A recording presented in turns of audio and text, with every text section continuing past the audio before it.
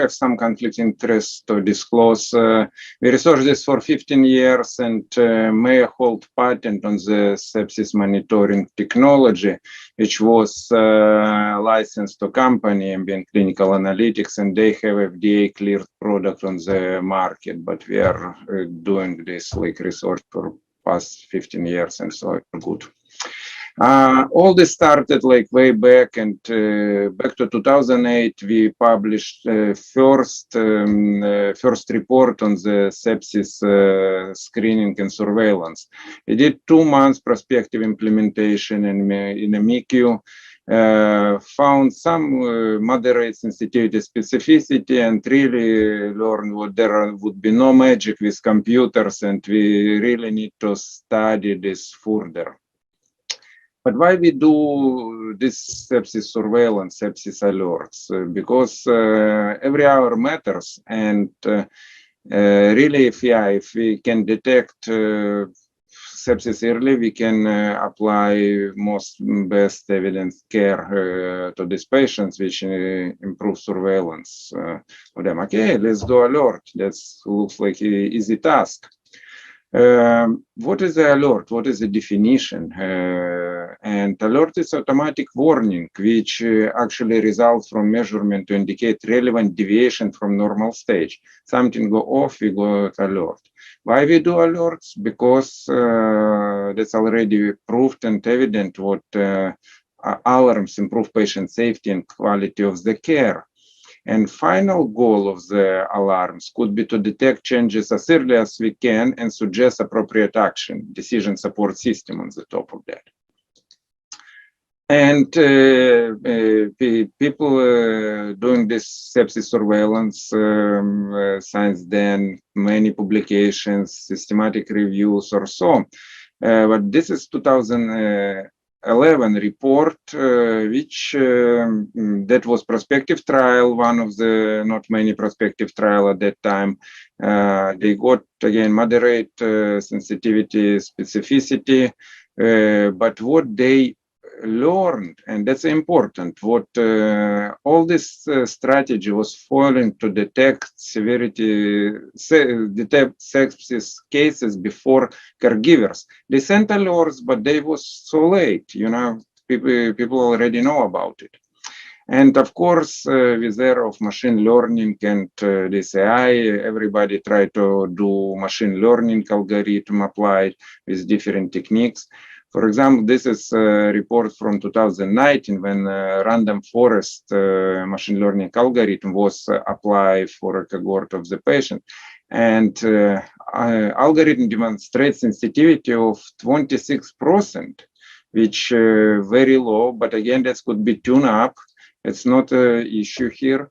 But what was important, there was no significant difference in mortality or discharge disposition on transfer to ICU, and any reduction in quality metrics.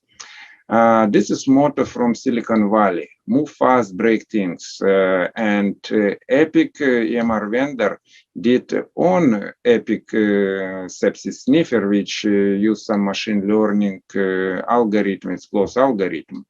And again, result of this study will show what alert is pretty noisy. And they sent a lot alerts for patients they not supposed to send.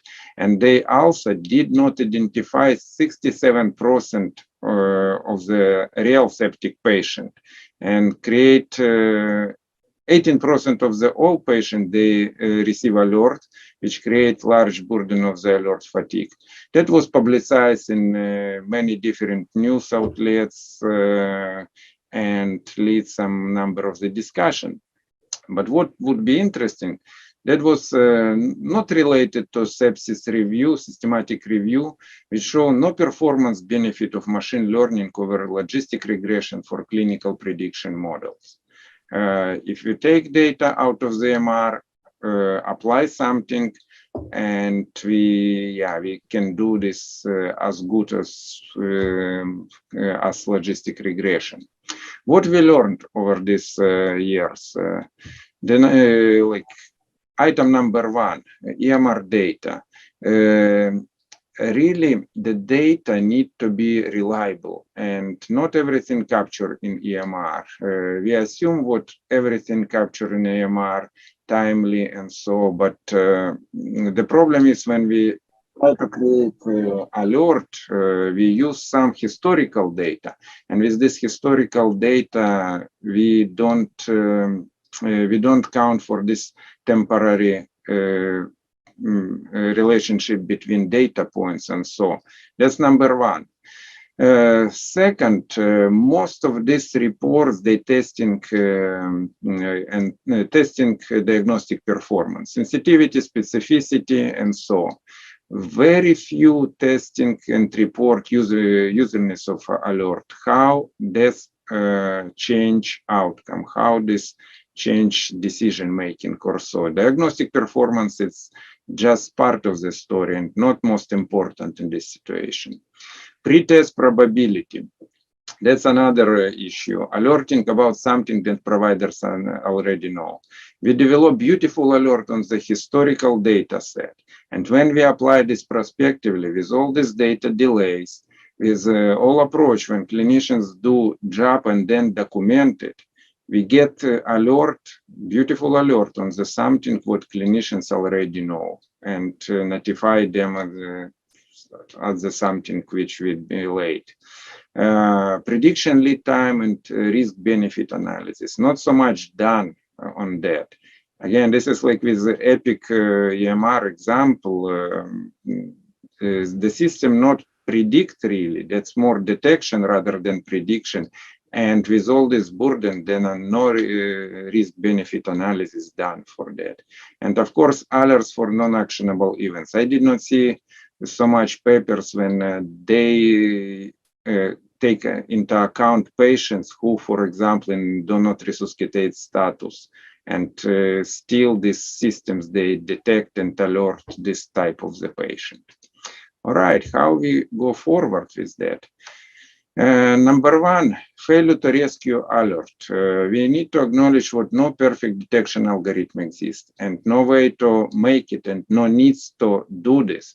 But we really need to take into account many different aspects of alerts and send alert, detect only patient who really need it. Then second, ambient data queues. We need to pump more data, ambient data into these models. AI, machine learning, it's not magic ball. We cannot do this out of the EMR data alone. We need to have sensors, we need to computer vision and all kind of the stuff around this data.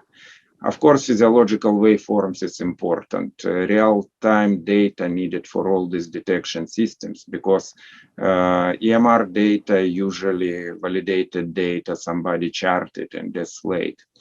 Alert delivery, important. Decision support system need to something back to clinicians to encourage them use this type of the systems, not just send this alert, but give something them to want to use it. Usability is important for all these alerts. And control tower concept with a shift to virtual care and more ICU type of the care, mass surveillance, kind of the easy to implement. We can do some like single person ICU type mass surveillance of the multiple patients at the single location, and manual alert confirmation is a key. This is feedback loop which sometimes lost in all this stuff. Okay, that's my last slide.